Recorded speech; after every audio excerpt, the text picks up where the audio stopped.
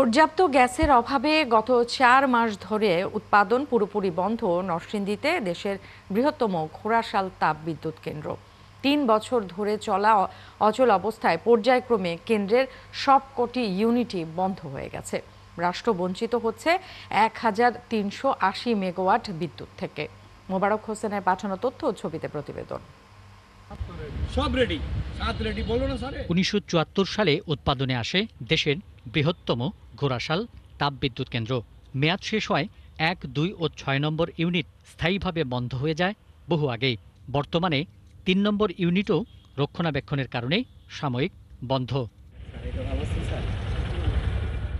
আর সবশেষ 4, 5 ও 7 নম্বর ইউনিট পুরোপুরি সচল থাকলেও গ্যাস না থাকায় উৎপাদন বন্ধ। শ্রমিক কর্মচারীরা বলছেন, বিদ্যুৎ কেন্দ্রের জন্য বরাদ্দ রাখা গ্যাস পার্শ্ববর্তী ঘোড়াশাল পলাশ ইউরিয়া সার কারখানায় স্থানান্তরিত করায় সৃষ্টি হয়েছে এই অচলাবস্থা। বেসরকারি খাতে যে বিদ্যুৎ কেন্দ্রগুলি হয়েছে তাদেরকে গ্যাস দিতে যায় আমাদের বিদ্যুৎ সরকারিভাবে যে বিদ্যুৎ কেন্দ্রগুলি আছে সেই বিদ্যুৎ কেন্দ্রগুলি ধ্বংসের মুখে পরিণত হয়েছে।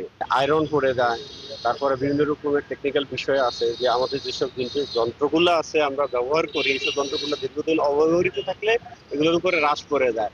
2015-16 সালের থেকে শুরু হয় এখানে এই মেশিনগুলো একটার পর একটা বন্ধ। এর মূল কারণ হলো গ্যাস না থাকার কারণে আমাদের উৎপাদন অবস্থা আজকে জিরো।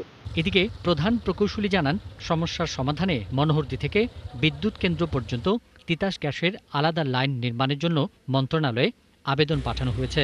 ব্যয় ধরা হয়েছে 550 কোটি টাকা। আমাদের মন্ত্রণালয়ের মাধ্যমে এটা অনেক আলাপ আলোচনা হয়েছে এবং ডেডিকেটেড লাইনের ব্যাপারেও পজিটিভ মনে হচ্ছে আর কি। এটা পজিটিভ হলে এবং এটা অলরেডি চলমান কিছুটা অগ্রসর হয়েছে।